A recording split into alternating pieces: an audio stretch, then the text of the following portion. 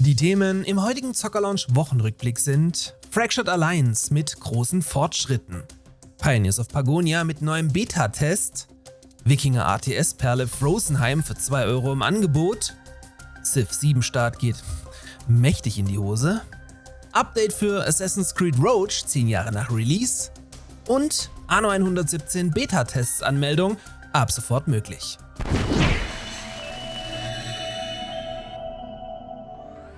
Dieser Wochenrückblick wird euch von meinem Partner Instant Gaming präsentiert, welcher euch Videospiele in aller Regelmäßigkeit günstiger anbieten kann. Dazu aber gleich noch mehr, inklusive Kaufempfehlung. Auch Fractured Alliance wirft seinen Hut um einen würdigen Command & Conquer Nachfolger in den Ring. Der Titel, den wir hier schon das ein oder andere Mal angeschaut haben, wird wie mittlerweile so oft von einer Person entwickelt und sticht vor allem mit seiner sehr offenen Kommunikation und Update-Politik hervor, sodass Interessierte praktisch jeden kleinen Schritt nicht nur mitverfolgen können, sondern auch ständig in Form von kleinen Videoclips präsentiert bekommen.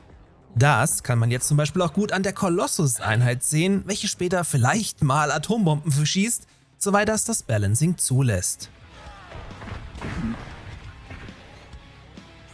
Auch wenn noch viel Feinschliff fehlt, ist der Titel mittlerweile so weit, dass sich bereits ganze Skirmish-Partien spielen lassen.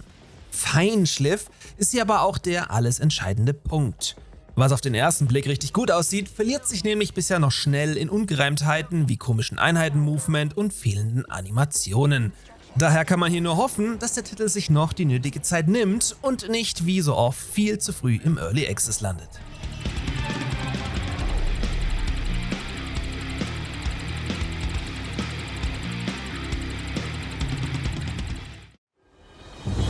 When the world leaves you no solid ground left to stand on, then rely on your hope. Nach längerer Winterpause ist auch das Team von Envision Entertainment zurück und hat den Beta-Test für das nächste Quality of Life Update in eure Hände übergeben. Version 0.12 konzentriert sich vor allem auf Gameplay-Verbesserungen wie zum Beispiel das Verhalten von Feinden und das Rebalancing von Bergbauressourcen. Außerdem können jetzt wilde Tiere neu aufgeforstete Wälder bevölkern, was der allgemeinen Lederarmut zugutekommen sollte. Aber auch in Sachen Grafik scheint man einen Schritt nach vorne gegangen zu sein und hat so einige Gebäude optisch angepasst, damit sich diese besser voneinander unterscheiden lassen. Die Patch Notes sind tatsächlich richtig lang geworden, weswegen wir das dann noch in den kommenden Tagen in den Pagonia News im Detail durchgehen werden. Wer also ab sofort reintesten möchte, kann das wie gewohnt über den optionalen Beta-Branch auf Steam tun. Take up the tools, pioneers. There's still so much to do.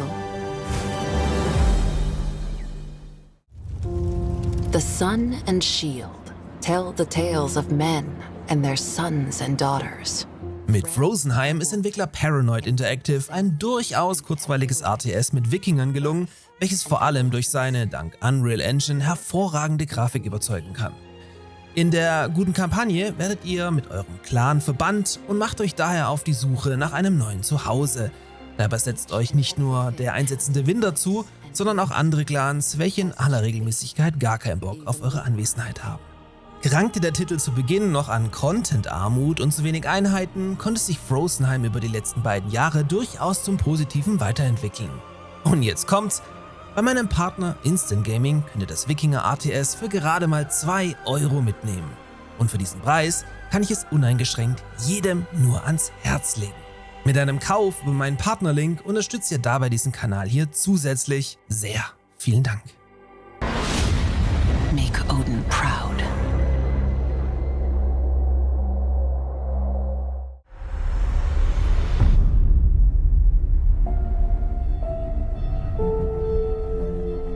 Ups, was war denn da los? Das von vielen heiß erwartete Civilization 7 startet nur mit einer ausgeglichenen Wertung und stand sogar zu Beginn bei vernichtenden, größtenteils negativ.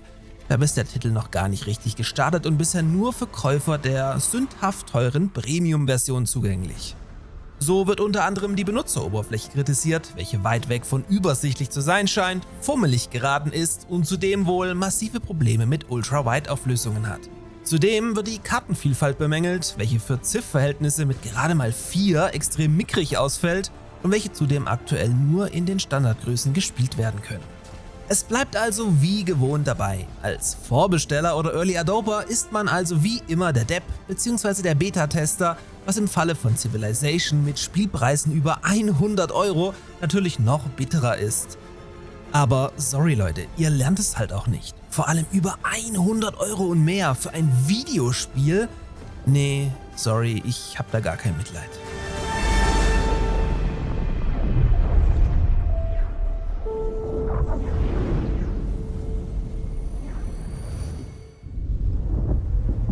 Er schwor, die Lehren des Credos zu wahren. Der Assassinenbruderschaft niemals zu schaden. Das Fleisch der Unschuldigen. Nach über 10 Jahren hat das wahrscheinlich schon lange vergessene und ursprünglich mal in 2014 erschienene Assassin's Creed Rogue ein Update erhalten. Laut SteamDB wurde das Spiel dabei aber nur um 46 Steam-Achievements ergänzt, welche von 500 Meter Eisdecke durchbrechen bis zu Einhörner töten reichen. Aber warum der ganze Aufwand für sowas Irrelevantes nach 10 Jahren? Es könnte sich hier um einen Test handeln, welcher auf ein ganz anderes Spiel mit ähnlichem Setting hindeuten sollte.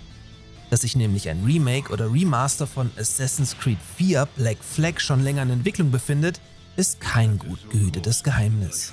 Zudem erscheinen hier ab sofort alle Ubisoft-Spiele auch wieder direkt zum Release auf Steam. Also ein nettes Update, was aber nicht mehr als ein Testballon für etwas ganz anderes sein sollte. Oder bringen euch neue Steam-Achievements dazu, ein altes Spiel erneut zu spielen? Was macht ihr euch an, Städte untergehen zu lassen? Echt oder nicht, ihr habt uns alle betrogen. Achilles und mich. Ich lasse euch nicht zerstören, was wir erbauten. Diese verrückte Gier nach Macht. Das endet jetzt.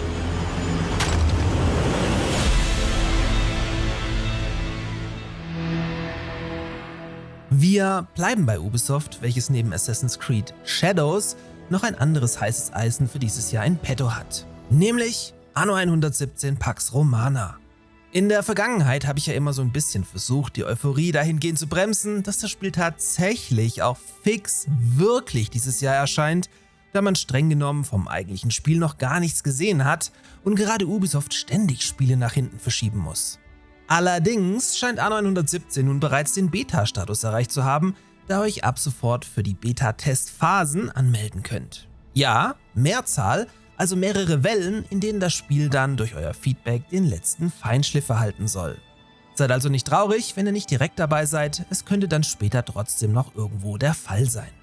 Um teilzunehmen, könnt ihr euch über register.ubisoft.com/anno-117 mit eurem Ubisoft-Account anmelden und euch eure Zielplattform, also PlayStation, Xbox oder PC, auswählen. Link aber auch oben im i sowie in der Videobeschreibung. Beta bedeutet übrigens, dass das Spiel Feature Complete ist, also bereits alles drin ist und jetzt nur noch auf Sachen Bugs und Balancing abgeklopft werden muss. Da ist ein möglicher Release dieses Jahr tatsächlich nun um einiges wahrscheinlicher geworden, falls euer Feedback nicht dementsprechend vernichtend schlecht ausfällt. In diesem Sinne, liebe Zocker-Launcher, gönnt euch Frozenheim bei Instant Gaming und kommt gut in die neue Woche. Bis zum nächsten Mal.